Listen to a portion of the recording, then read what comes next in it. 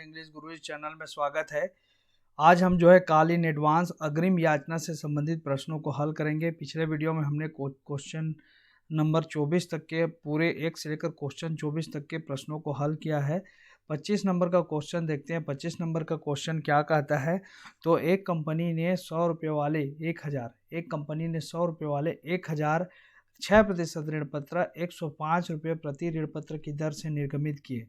ठीक है, आपको समझना है कि 1000 ऋण पत्र था, उसको निर्गमित किए हैं। रेट उसका है 105 रुपया।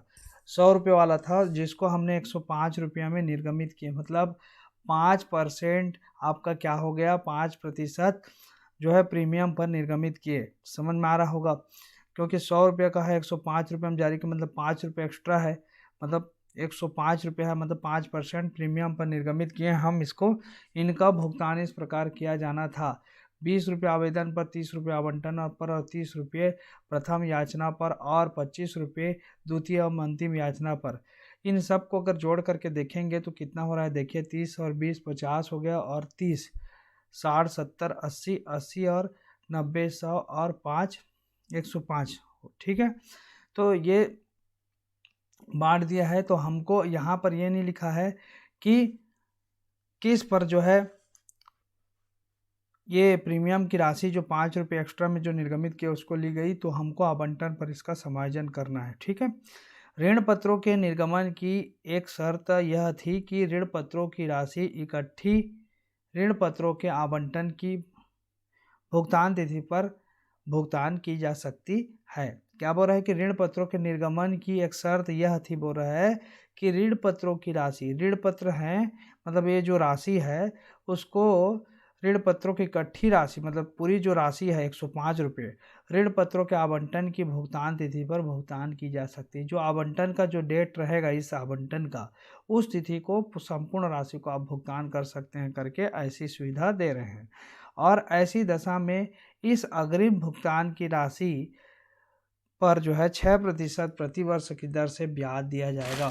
और अगर आप जो है एडवांस में पैसा आवंटन के समय पूरी राशि जमा कर दोगे तो उस पर जो है 6% प्रति वर्ष की दर से ब्याज भी दिया जाएगा, ऐसा कहा जा रहा है कंपनी के द्वारा। और इस ब्याज का भुगतान उस तिथि को दिया जाएगा जबकि अंतिम याचना की राशि का भुगतान किया जाता है। और उस तिथि को करेंगे, मतलब लास्ट में ब्याज का भुगतान करेंगे, कहने का मतलब। ठीक है, 100 ऋण पत्रधारियों ने इसी शर्त के अनुसार ऋण पत्रों की राशि का भुगतान आवंटन की तिथि पर ही कर दिया।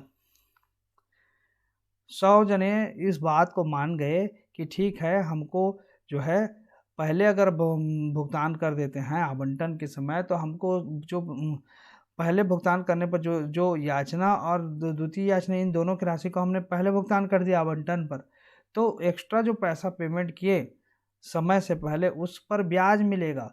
तो इसको 100 ऋण पत्रधारियों ने माना और इसी शर्त के अनुसार ऋण पत्रों की राशि का भुगतान आवंटन की तिथि पर ही कर दिया। और उन्होंने आवंटन की तिथि पर ही वो ऋण पत्र की जितनी भी राशि थी पूरी राशि का भुगतान कर दिया।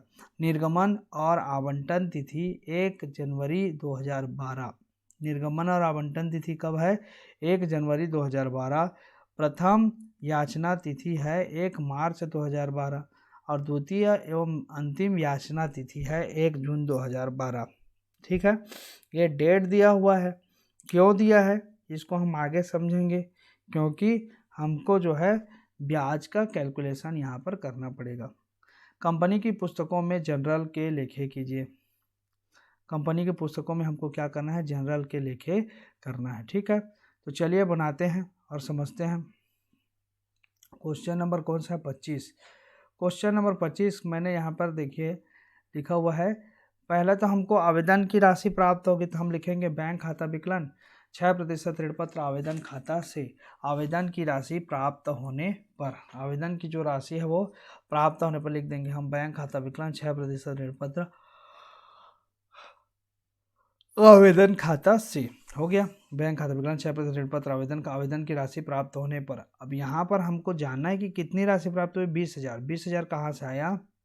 तो यहाँ पर प्रश्न से समझेंगे कि 1,000 कितने हैं ऋण पत्र? 1,000 और इनका आवेदन पर 20 रुपया, तो 1000 गुणित 20 करेंगे तो 20,000 होगा। ठीक है, इसलिए यहाँ पर जो है 20,000 लिखा है। 1000 आप जो है अपने कॉपी में लिख लीजिए 1000 गुणा 20, 1000 गुणित 20 कर देंगे तो यह हो जाएगा आवेदन की। अब 6% ऋण पत्र आवेदन खाता विकलन 6% ऋण पत्र खाता से आवेदन की राशि का हस्तांतरण कर दिए ऋण पत्र खाता में, तो 20,000 लिख दिए। अब आवंटन का समय आ गया, तो 6% ऋण पत्र आवंटन की तिथि दिया हुआ है 1 जनवरी 2012, तो जनवरी 1 2012 लिख लीजिएगा। ठीक है, जनवरी 1 2012। यहाँ पर जैसे डेट लिखे हैं ना, आवेदन भी मिला उसी तारीख को, आवेदन की राशि मिला, फिर उसको ऋण पत्र खाते में ट्रांसफ़र कर दे उसी तारीख को आवंटन का डेट था। ठीक है, तो आवंटन का 1 जनवरी 2012, तो 6% ऋण पत्र आवंटन खाता विकलन 6% ऋण पत्र खाता से और प्रतिभूति प्रीमियम खाता से। ये कहाँ से आया? क्योंकि प्रश्न में दिया हुआ है कि 100 रुपये वाले को हमने 105 रुपये में जारी किए हैं 100 रुपये वाले को, तो 5 रुपये आवंटन का है। ठीक है, तो हमको यहाँ पर समझना है कि 30 रुपया है, 30 रुपये में से 5 रुपया जो है किसका है, 5 रुपये हमारा बट्टा बोलता हूँ प्रीमियम का है और 25 रुपये हमारा आवंटन का है। ठीक है, उसी के शर्त पे हम जो है बनाएंगे, तो 1000 गुणित कर देंगे 25 और 1000 गुणित 5, तो यहाँ पर हो जाएगा 1000 गुणित 25 करके ऋण पत्र खाता से करके तो 25,000, 1000 गुणित 5 करेंगे तो 5,000। और दोनों का आवंटन में पूरा लिखा है राशि 30 रुपये, तो 30 मतलब 1000 गुणित 30 करेंगे तो 30,000 आएगा। ठीक है, जिसमें से जो है ऋण पत्र खाता में जो है गया वो 25,000 और 5,000 रुपये प्रीमियम की राशि, क्योंकि 5 रुपये उसमें प्रीमियम का शामिल है, तो 1000 गुणित 5 5,000 और 25 रुपया उसमें का आपको मानना है आवंटन का, तो 1000 गुणित 25 तो 25,000 हो गया। ठीक है, अब हम आगे बढ़ते हैं। अब हम बैंक खाता विकलन 6% ऋण पत्र आवंटन खाता से, बैंक खाता विकलन 6% ऋण पत्र आवंटन खाता से अग्रिम याचना खाता से। यहाँ पर एक पॉइंट आपको और मिल गया। देखिए क्या हो रहा है, प्रश्न में दिया हुआ है कि 100 लोगों ने जो है पहले ही क्या कर दिया, याचना की राशियों का भुगतान कर दिया। यहाँ पे प्रश्न दिया हुआ है, यहाँ पे देखिए 100 ऋण पत्रधारियों ने इसी शर्त के अनुसार ऋण पत्रों की राशि का भुगतान आवंटन की तिथि पर कर दिया, तो इसी का हमको जो है अलग से ऋण पत्र अग्रिम याचना खाता से करके लिखना पड़ेगा। तो कितनी राशि का भुगतान कर दिया, तो प्रथम और द्वितीय याचना की राशि का, तो प्रथम और द्वितीय याचना राशि कितनी है, 30 रुपये प्रथम याचना राशि और द्वितीय याचना राशि 25 रुपये, मतलब 30 और 25 दोनों को मिलाएंगे तो हो गया 55 रुपये। 55 रुपये पहले भुगतान कर दिए प्रति ऋण पत्र के हिसाब से, तो 55 गुणित कितने के लिए, 100 ऋण पत्रधारी मतलब 100 जने ने किया, तो 55 गुणित 100 कर देंगे तो 5500 रुपये हो गया, तो 5500 रुपये एडवांस में मिला कंपनी को। ठीक है, तो चलिए यहाँ पे देखते हैं। तो यहाँ पर देखिए बैंक खाता विकलन करके लिख दिए 6% ऋण पत्र आवंटन खाता से, आवंटन की राशि ये वाला 30,000 रुपये प्राप्त होगा। ठीक, और दूसरा जो आवंटन के समय ही एक राशि और प्राप्त हुई जिसका नाम है अग्रिम याचना खाता से। क्योंकि अग्रिम याचना इसलिए लिखे क्योंकि हमको जो है एडवांस में मिल गया, इसी को कॉल इन एडवांस कहा जाता है। ठीक है, प्रश्न में जो दिया हुआ है टॉपिक है कॉल इन एडवांस का, वही है यही कि आवंटन के समय जो राशि एक्स्ट्रा पहले से दे दिया जाए याचना की, तो वो कॉल इन एडवांस हो जाता है, तो उसको मिलेगा रोकड़, तो इसलिए बैंक खाता विकलन करके लिखे। यहाँ पर ड्यू नहीं है, यहाँ पर हम प्रीमियम की राशि आवंटन की राशि ड्यू है मतलब देय है, तो इसलिए इसकी एंट्री की है। लेकिन यहाँ पर जब पेमेंट की बारी आई, जब पेमेंट मिला आवंटन के समय, तो आवंटन के समय जब पेमेंट मिल रहा है तो हमको मिला तो आवंटन का भी राशि मिला, और 100 जो ऋण पत्रधारी थे उन्होंने जो है किसका दे दिया, याचना की राशि को भी एडवांस में दे दिया। तो इसलिए हमने इसके लिए अलग से एक खाता डाला कि अग्रिम याचना खाता से, राशि बैंक में डाला पूरी राशि, तो बैंक खाता विकलन कर दिए 6% ऋण पत्र आवंटन खाता से और अग्रिम याचना खाता से। ठीक है, तो यहाँ पर क्या होगा, अग्रिम याचना खाता के बगल में आप लिख लीजिएगा 100 लोग हैं तो 100 गुणित 55, 100 गुणित 55, क्योंकि 30 रुपये प्रथम याचना का था और जो राशि है 20 रुपये 25 रुपये, वो द्वितीय याचना। तो 30 और 20 30 और 25 अगर मिलाएंगे तो 55 हो रहा है, तो 100 गुणित 55 रुपया करेंगे तो 5500 रुपया आएगा, है ना। और इतनी राशि जो है 100 जो ऋण पत्रधारी उन्होंने पहले ही दे दिया। क्लियर हो गया। और ये जो है आवंटन की राशि जो है ये यहाँ से हम ले लेंगे, आवंटन की राशि यहाँ पर से 30,000 ले लेंगे। ठीक, तो 30,000 और ये 5,500 दोनों को मिला दिए तो 35,500 रुपये बैंक खाता विकलन करके लिखेंगे, क्योंकि इतनी राशि हमको बैंक के खाते में प्राप्त हुई। ठीक, अब आगे बढ़ते हैं। मार्च 1 को 6% ऋण पत्र प्रथम याचना खाता विकलन 6% ऋण पत्र खाता से प्रथम याचना की राशि देय होने पर। अब याचना की राशि जब याचना का समय आता है उस समय राशि क्या होती है, देय होती है। तो देय होती है कि पंजीकृत इस प्रकार से करते हैं कि 6% ऋण पत्र प्रथम याचना खाता विकलन 6% ऋण पत्र खाता से 30,000 लिख दिए। क्यों लिखे, क्योंकि 30 रुपये के हिसाब से है, तो 30 गुणित 1,000 तो 30,000 हो गया। 1,000 ऋण पत्रधारी है और एक जो याचना के समय जो मिलेगा राशि वो यहाँ पर से आप देख सकते हैं 30 रुपये प्रथम याचना पर। तो 1,000 है तो 1,000 गुणित 30 कर देंगे तो 30,000 हो गया। तो ये ड्यू का हमने एंट्री कर दिया, देय होने का। अब हमको लिखना है मार्च 1 बैंक खाता विकलन अग्रिम याचना खाता विकलन 6% ऋण पत्र प्रथम याचना खाता से। यहाँ पर एक चीज नया आ गया, अग्रिम याचना खाता। ये कहाँ से आया, तो हमने जो है पहले जब आवंटन किया था, आवंटन के समय राशि प्राप्त हो गई थी तो हमने अग्रिम याचना खाता से करके लिखा। ठीक, अब इसी राशि का जो अग्रिम पहले से मिल गया उसका समायोजन करेंगे, क्योंकि वो तो पहले से ही मिल गया है। तो हमको दिखाना पड़ेगा कि बैंक खाता अभी बैंक में कितना राशि आया, बाकी जो लोग थे, बाकी जो ऋण पत्रधारी थे उन्होंने पैसा तो दिया, तो बैंक में हमारा आया जो उसको दिखाएंगे और पहले से जो दिया है उसको दिखाएंगे। ठीक है, और यहाँ पर याचना से है करके दिखाएंगे। ठीक, तो हम यहाँ पे लिख देंगे बैंक खाता विकलन अग्रिम याचना खाता विकलन 6% ऋण पत्र प्रथम याचना खाता से प्रथम याचना की राशि प्राप्त होने पर। अब राशि जो प्राप्त हुई 100 जो ऋण पत्रधारी हैं तो 100 ऋण पत्रधारियों से प्रथम याचना की राशि तो 100 गुणित 30 करेंगे, क्योंकि याचना की राशि कितनी है 30 रुपये, प्रथम याचना की राशि 30 रुपये प्रति ऋण पत्र। तो 100 ने पहले दे दिया तो 100 गुणित 30 तो 3,000 हो गया। इनका पहले से है इसलिए अग्रिम याचना खाता विकलन कर दिए। समायोजन कर रहे हैं, पहले जो दिया है यहाँ पर उसका ये समाकलन में आया। अब इसका समायोजन हर एक याचना पर करेंगे।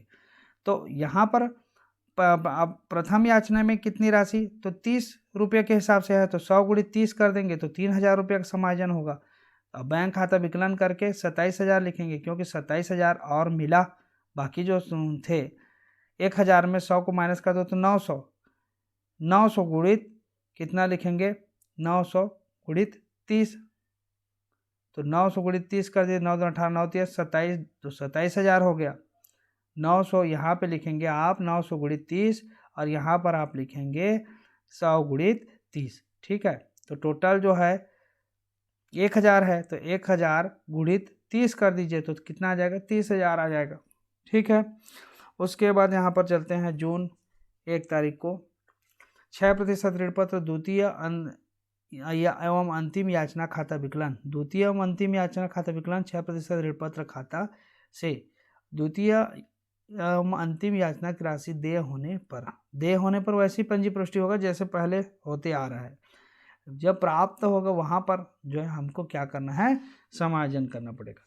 बैंक खाता विकलन अग्रिम याचना खाता विकलन 6% ऋण पत्र द्वितीय एवं अंतिम याचना खाता से याचनाओं की राशि प्राप्त होने पर। याचना की राशि क्या हो गया, प्राप्त होने पर। ठीक है, तो यहाँ पर देखिए क्या हो रहा है, यहाँ पे हमको फिर करना है। द्वितीय याचना की राशि 25 रुपये के हिसाब से है। 25 रुपये के हिसाब से कितने हैं, तो 1,000, तो 1,000 गुणित 25 कर दीजिए नीचे में, ये यहाँ पर 1,000 गुणित 25, 1,000 गुणित 25 करेंगे तो आ जाएगा 25,000। अब हमको जानना है कि 100 लोगों ने पहले ही याचना की राशि दे दिया था आवंटन के समय, तो इसी का समायोजन कर रहे हैं यहाँ पर। तो 100 गुणित 25 कर दीजिए, क्योंकि 25 रुपये के हिसाब से 100 लोगों ने पहले ही दे दिया। तो 100 गुणित 25 कर दिए तो कितना आ गया 2500, बचे 900। तो 900 गुणित 25 करेंगे और गुणा करेंगे तो आ जाएगा 22,500। ठीक है, 22,500 और 2500 इन दोनों को जोड़ देंगे तो टोटल कितना आ जाएगा 25,000 आ जाएगा। ठीक, अब हमारा क्वेश्चन में दिया है कि लास्ट में ब्याज देंगे करके बात हुई है। तो लास्ट में ब्याज देंगे मतलब इस याचना के समय ब्याज देंगे, जून में, जून 1 तारीख को ही, जून अंतिम याचना के समय ब्याज देंगे। प्रश्न में लिखा है, यहाँ पर देखिए लिखा है कि ऋण पत्रों की राशि का भुगतान आवंटन की तिथि पर ही कर दिया गया। और यहाँ पर 25 नंबर में ये लिखा है, देखिए ऐसी दशा में इस अग्रिम भुगतान की राशि पर 6% की दर से ब्याज दिया जाएगा। इस ब्याज का भुगतान उस तिथि को दिया जाएगा जबकि अंतिम याचना की राशि का भुगतान किया जाता है। तो अंतिम याचना की राशि का भुगतान कब किया गया, 1 जून 2012 को। उसी डेट को हम ब्याज की गणना करेंगे। तो ये पंजी प्रविष्टि होगा। ऋण पत्र 6% ऋण पत्र पर ब्याज खाता विकलन बैंक खाता से, बैंक के माध्यम से भुगतान कंपनी ने किया। ऋण पत्र ब्याज खाता किसका किया, तो ब्याज का किया। जैसे हम लोग ब्याज का भुगतान किया तो हम पंजी प्रविष्टि सामान्य करते हैं, तो ब्याज खाता विकलन रोकड़ खाता से करते हैं। उसी प्रकार ऋण पत्र पर जब करेंगे तो 6% ऋण पत्र ब्याज खाता विकलन बैंक खाता से, अगर बैंक से किए हैं तो बैंक खाता से। अब इसका क्या करना पड़ेगा, हमको कैलकुलेशन करना पड़ेगा। तो कैलकुलेशन कैसे करेंगे, तो जितनी राशि है उस पर ब्याज देंगे, तो उसका कैलकुलेशन हमको करना पड़ेगा। तो यहाँ पर जो है ब्याज की राशि को हमको जो है कैलकुलेशन करेंगे, तो यहाँ पर 6% ऋण पत्र पर ब्याज खाता विकलन बैंक खाता से, ये जो राशि 78 रुपये जो लिखा है, ये 78 रुपये नहीं होगा, ये कितना रुपये होगा, तो मैं आपको बता देता हूँ। ये जो है इसको काट करके आप लिख लीजिएगा, हो रहा है ये 92.50 रुपये। कितना हो रहा है, 92 रुपये, ये 92.50 रुपये होगा। ठीक है, यहाँ पर भी लिख देंगे 92.50 रुपये। ठीक, 92.50 रुपये होगा। कैसे कैलकुलेशन करेंगे उसको भी मैं बता देता हूँ। आप क्या करेंगे, पहला का जो कैलकुलेशन होगा वो होगा यहाँ पर से। पहला जो समायोजन किए हमने 3,000 रुपये का, तो मार्च में किए, कब किए, मार्च में। अब इसको जानना है हमको कब मिला था ये पैसा, जनवरी में मिला था 1 तारीख को। 1 तारीख को मिला था 5500 में 3,000 रुपये हमने मार्च तक का समायोजन करना है। ठीक है, तो जनवरी से आप कैलकुलेशन करके जनवरी, फरवरी और मार्च, तो मार्च का 1 तारीख को है तो मार्च को छोड़ दीजिए आप, जनवरी फरवरी 2 महीना का हम निकालेंगे, तो इस 3,000 पे 2 माह का ब्याज लगेगा। ठीक है, उसी प्रकार यहाँ पर दूसरा जो है वो है 2500 रुपया है, ये वाला, ये अग्रिम याचना खाता से करके।